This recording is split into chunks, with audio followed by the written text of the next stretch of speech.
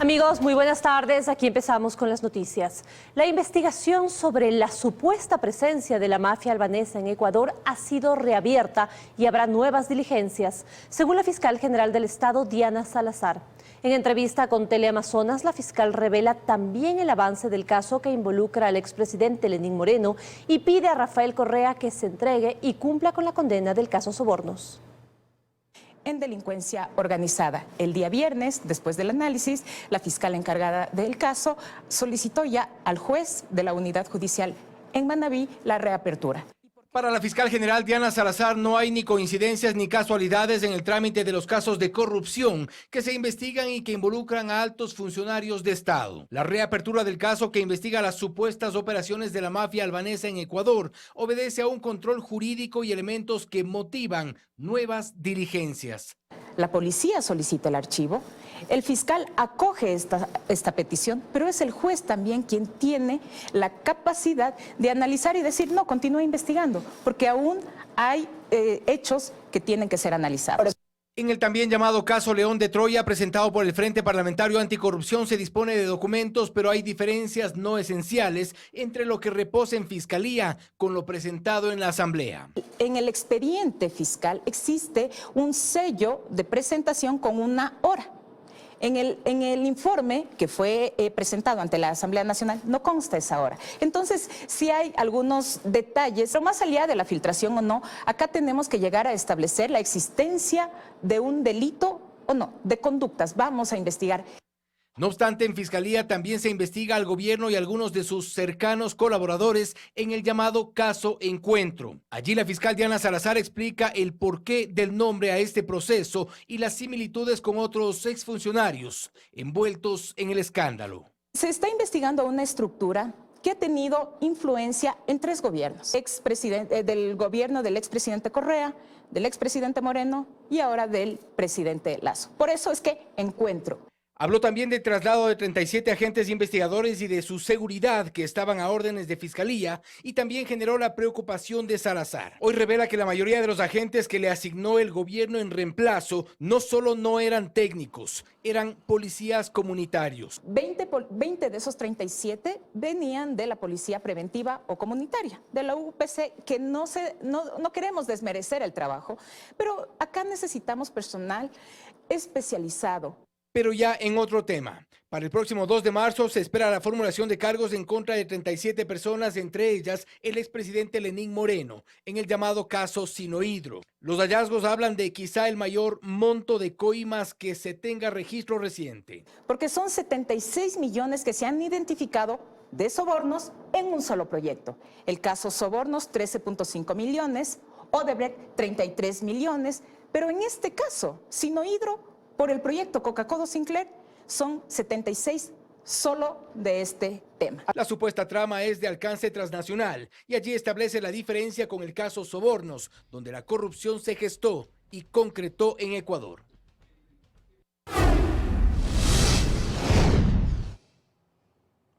La Asamblea Nacional le aclara a la CONAIE el procedimiento para seguir juicio político al presidente de la República. Le pide esperar a la resolución de la comisión del caso Encuentro. Andrea Samaniego desde el Legislativo recogió sus declaraciones y nos cuenta más. Hola, Andrea. Gracias, ¿cómo están? Muy buenas tardes. Así es, aquí algunos legisladores de varias bancadas políticas le han dicho a la CONAIE, espera, hay ciertos procedimientos que se deben seguir aquí en la Asamblea Nacional y uno de ellos tiene que ver con que un posible juicio político al presidente de la República debe estar encajado en ciertas causales que manda el artículo 129 de la Constitución del Ecuador. Sin eso, imposible seguir este procedimiento. Además, todavía no hay un informe final en firme de la comisión que investiga el caso Encuentro para pronunciarse sobre este tema. Les contamos más en el siguiente reportaje. Veamos.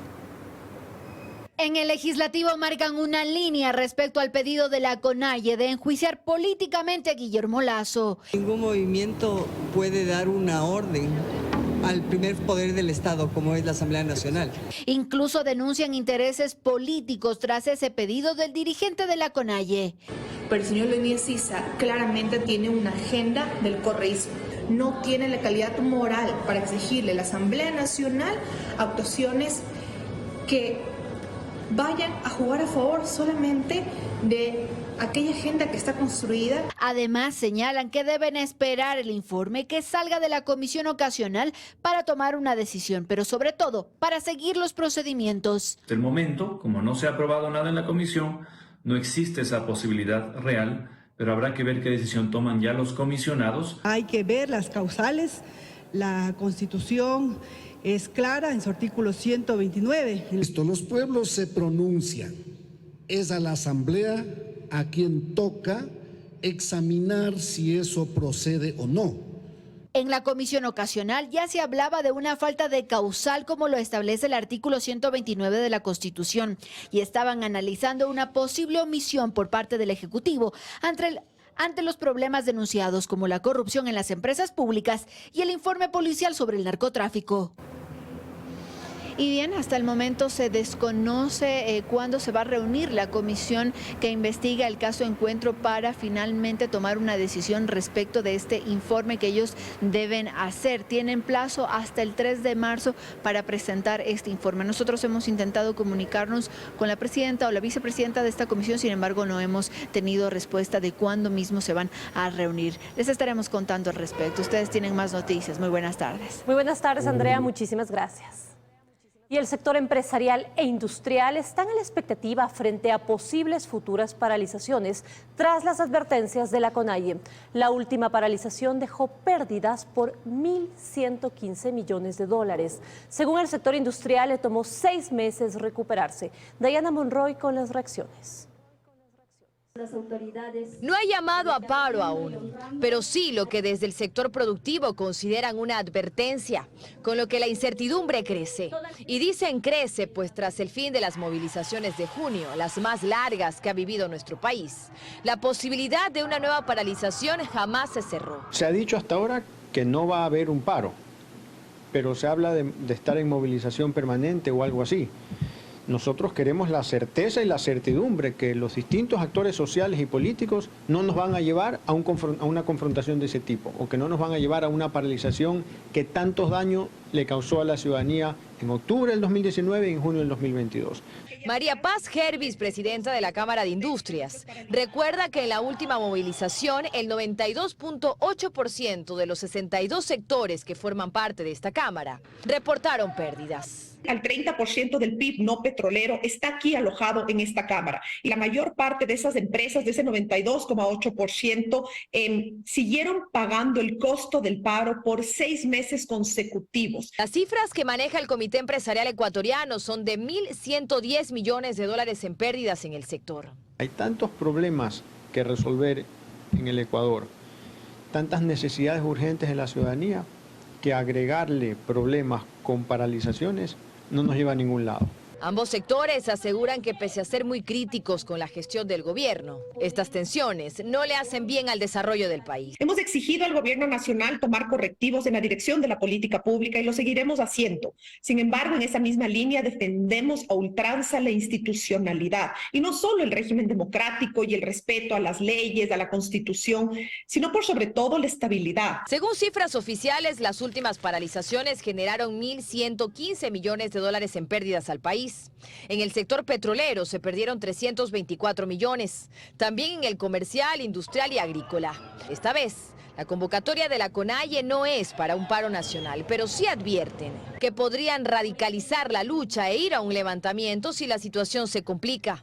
El solo anuncio del movimiento genera tensión.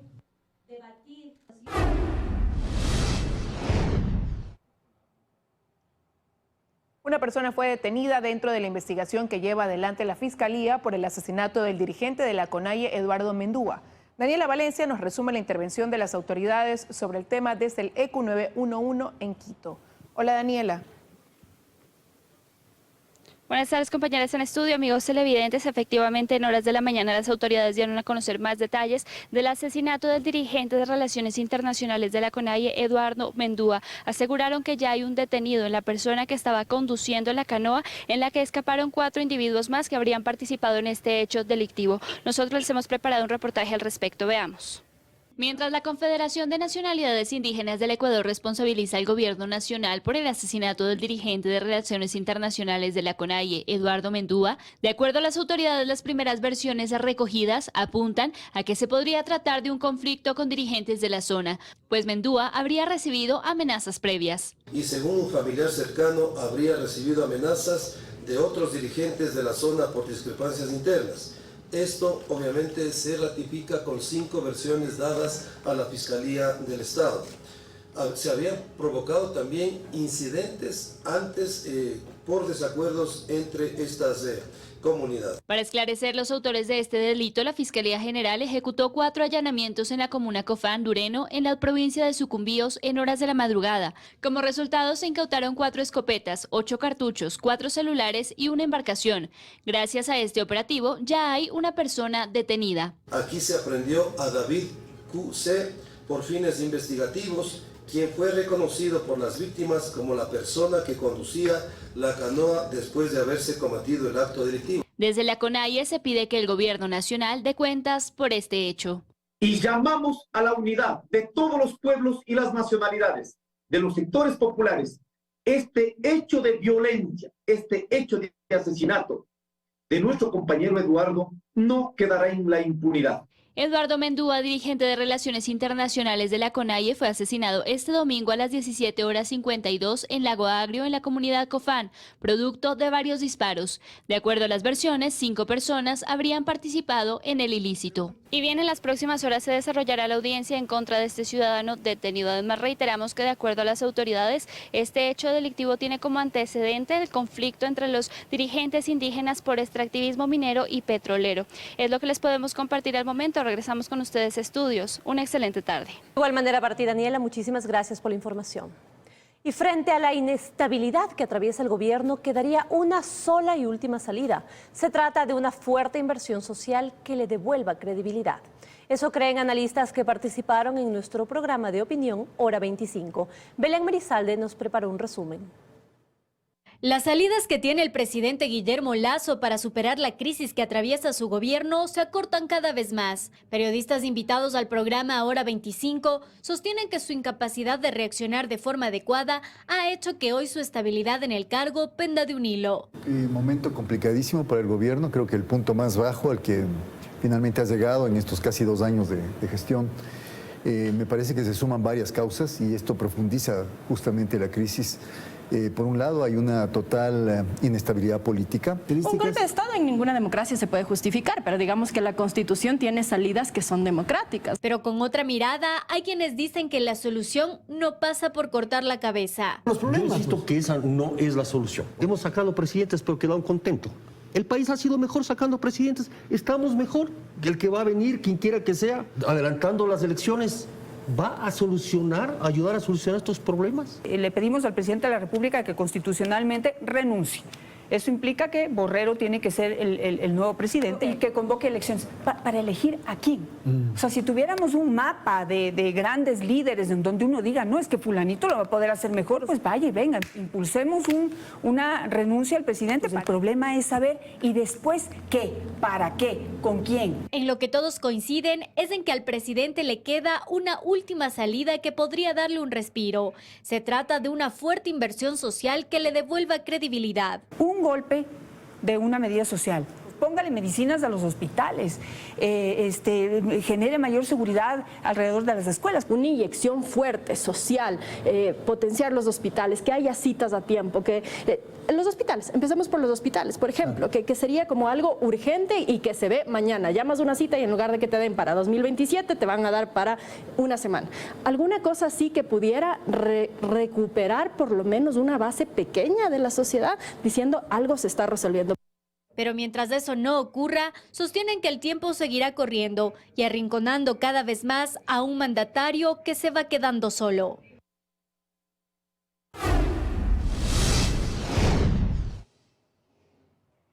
Nos vamos a trasladar ahora al sector del Chaco, en la provincia del Napo, donde colapsó el puente sobre el río Márquer. Paul Coello nos cuenta los detalles. Hola, Paul. Compañeras, gracias. Amigos, ¿qué tal? Buenas tardes. Así es, nos hemos movilizado desde muy temprano nosotros de acá a la provincia de Napo porque como pueden observar en imágenes, las fuertes lluvias que se registran desde hace varios meses en este sector sigue causando destrozos a las vías principales de esta zona del país, principalmente a los puentes por donde a diario transitan miles de vehículos o transitaban miles de vehículos. Hemos intentado avanzar hasta el puente Marker, que fue el último que cayó el día miércoles, donde se están realizando trabajos aún por parte del Ministerio de Transporte y Obras Públicas, pero como pueden ver en imágenes no hemos podido avanzar porque se encuentra ya cerrado el paso. Algunos datos importantes que dio esta mañana el gerente de transporte de Petroecuador. Han dialogado ya con algunas comunidades de estos sectores para tratar de solucionar algunos problemas. También que esto no ha afectado al oleoducto de petróleo, no obstante que han parado los trabajos de bombeo por seguridad. Pero como ven, la situación es bastante compleja acá porque los transportistas, los ciudadanos no pueden movilizarse hacia otras provincias, hacia otros sectores. Nosotros también que hemos venido recorriendo toda esta ruta, en el camino nos hemos encontrado con vías que solo están funcionando un carril, varias calles que se han desmoronado justamente por las fuertes lluvias. Encontramos también piedras en medio de la vía, es decir, la situación es bastante compleja en este sector y la recomendación es a los conductores que si vienen hasta acá, si es que logran avanzar hasta estos puntos, tengan muchísimo cuidado porque las fuertes lluvias continúan. Nosotros les estaremos contando más detalles de nuestras próximas emisiones. Con esta información regreso a estudios, compañeras, de ustedes con más amigos. Buenas tardes. Muy buenas tardes, Paul. Muchísimas gracias. Seguiremos pendientes al desarrollo. Radio 96.5 FM en Guayas y Santa Elena. 98.7 FM en El Oro. Forever Music. 92.5 FM en Guayas y Santa Elena. Y la 100.1 FM en Cuenca.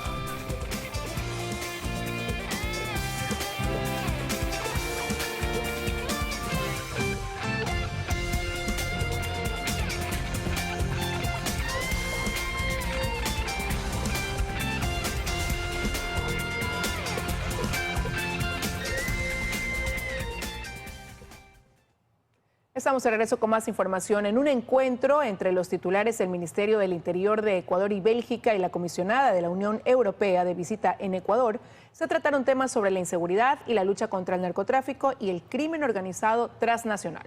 María Gracia Costa nos cuenta además acerca de la llegada de contenedores con droga al puerto en Bélgica. Mediante la firma de un memorando de entendimiento, las autoridades sellaron el compromiso de trabajar juntos para luchar contra los delitos que afectan a Ecuador y que se perciben en Europa. De cómo, lastimosamente, el crimen organizado está mirando a Europa como su principal objetivo. El año anterior, de las 201 toneladas incautadas, del 77% tenían destino a Europa, y dentro de eso el 18% Amberes, Bélgica. Y las respuestas son absolutamente claras. Un kilo de droga en Europa vale 50.000, en Estados Unidos $25.000. Porque está claro que ningún país puede manejarlo solo. Están claros que para erradicar estos problemas de crimen e inseguridad, la lucha debe ser en cooperación dadas las altas cifras incautadas. 36 de los 130 en el puerto. En 2022 eran barcos provenientes de Ecuador, que es alrededor de un tercio. Esto contiene más de 56 toneladas de cocaína, que es más de la mitad del monto total de cocaína. La agenda de los visitantes, en su mayoría, gira en torno al tratamiento de los temas de lucha contra el crimen organizado y el control fronterizo. La situación de seguridad es algo que preocupa a todos nuestros ciudadanos. Que corresponde a intercambio de información, tecnología, capacitación, trazabilidades, pero sobre todo esta comunicación que tiene que existir entre la policía de Bélgica, las policías de la Unión Europea y la policía ecuatoriana. Y quizás el pedido de que tengamos un oficial de policía de enlace con Europa. Además, la comisionada de la Unión Europea se reunió con el canciller Juan Carlos Holguín para tratar temas relacionados con el pedido de exención del visado Schengen. Más de 39 toneladas de drogas se han incautado en el país en los primeros 2 meses del 2023. Este domingo la policía detectó alrededor de 10 toneladas de cocaína en las terminales portuarias de Guayaquil. El SENAE asegura que en mayo estarán operando los escáneres antinarcóticos en los puertos. Luisa María Heredia con la información. Es el golpe más fuerte al narcotráfico en lo que va del año. Este domingo la Policía Nacional logró detectar alrededor de 10 toneladas de cocaína camufladas en productos de exportación y en estructura de contenedores dentro de las terminales portuarias de Guayaquil. La incautación más grande fue de más de 8 toneladas, cifra récord en este 2023. Se bloqueó un contenedor que transportaba banano de exportación, el mismo que tenía como destino Bélgica. Se encontraron paquetes rectangulares, más de 8 toneladas de sustancias sujetas a fiscalización. Son por lo menos 90 millones de dosis valoradas en 330 millones de dólares que no llegaron al mercado internacional gracias a la acción policial. Y no fue el único cargamento de alcaloide decomisado. Otro más fue detectado en Machala. Se encontraron 620 kilos de alcaloides. Esta sustancia generar todas estas acciones de manera conjunta. Entre enero y lo que va de febrero se han decomisado más de 39 toneladas de droga a nivel nacional, precisó el general Salinas. Pero se calcula que unas 700 toneladas pasan al año por los puertos marítimos del país. Solo del puerto de Guayaquil salen en promedio 364 toneladas. Es por eso que el gobierno había dispuesto que todos los puertos del país incorporen escáneres para la inspección de contenedores hasta el 11 de noviembre pasado. Pero el plazo no se cumplió, por lo que el Servicio Nacional... En total son 12 escáneres adquiridos por los puertos del país y que llegarán entre marzo y abril para pruebas técnicas y revisiones. Actualmente solo los puertos de Manta y de Pozorja cuentan con escáneres. El siguiente puerto en recibir los escáneres será el puerto de Contecón. Luego llegan los escáneres de Naportej, luego van a llegar los escáneres de Puerto Bolívar, de Gilport, y con eso estarían completados los puertos. Los equipos transmitirán imágenes de la carga a un centro de vigilancia donde personal de la policía y de aduanas revisará el material.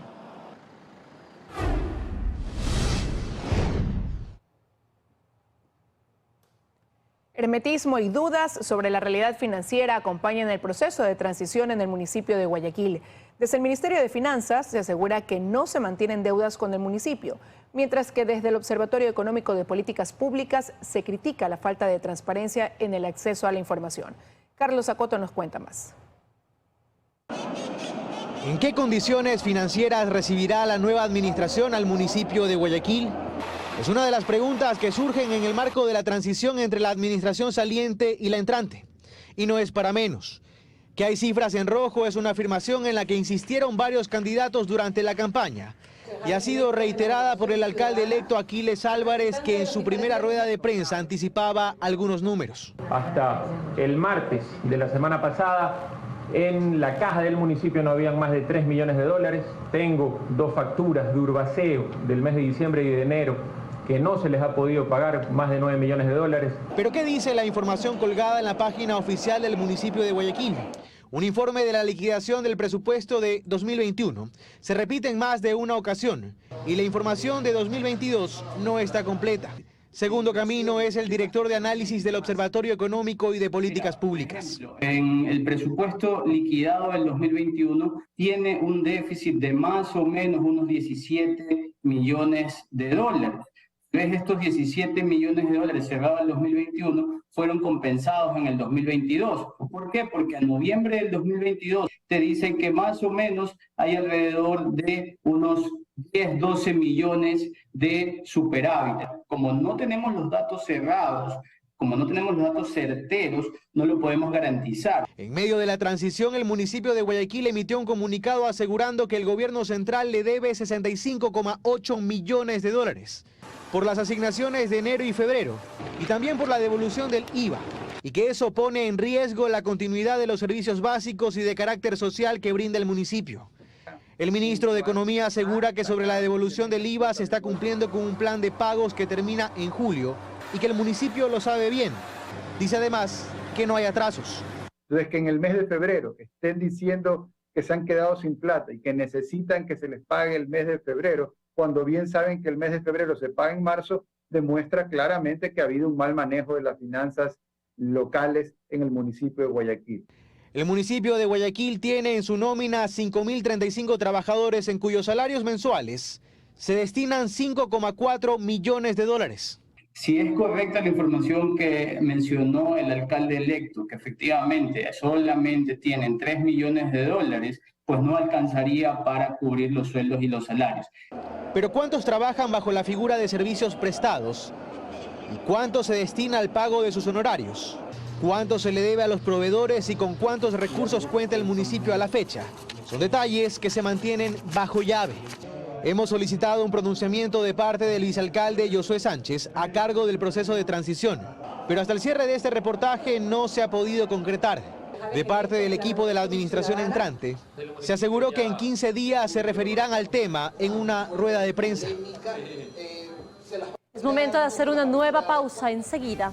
Otro sismo en Turquía genera pánico y provoca que más edificaciones caigan.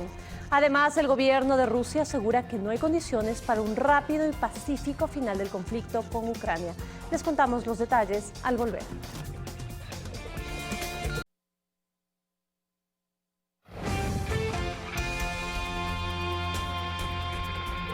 Para todos, revisaremos las cifras de exportaciones e importaciones durante el año pasado a nivel nacional. Economía para todos. Amigos, bienvenidos. El año pasado nuestras exportaciones llegaron a niveles récord, al igual que las importaciones. Pero como las exportaciones fueron todavía más altas que las importaciones, tuvimos uno de los mayores superávits comerciales de la historia. Las exportaciones del 2022 fueron 22% más altas que el año anterior y llegaron a 32.660 millones. Como ya dijimos, un récord que se lo debemos en gran parte a las exportaciones no tradicionales, a la minería y a los camarones. Por su lado, las importaciones también impusieron un récord con 30.330 millones, en buena parte empujadas por las importaciones de combustibles y de materia prima. Pero es interesante que a pesar de esas altísimas importaciones, dado que las exportaciones fueron todavía más altas, tenemos el tercer superávit más alto de nuestra historia, algo que siempre será positivo para un país dolarizado. Muchas gracias. Economía para todos. Por tu salud.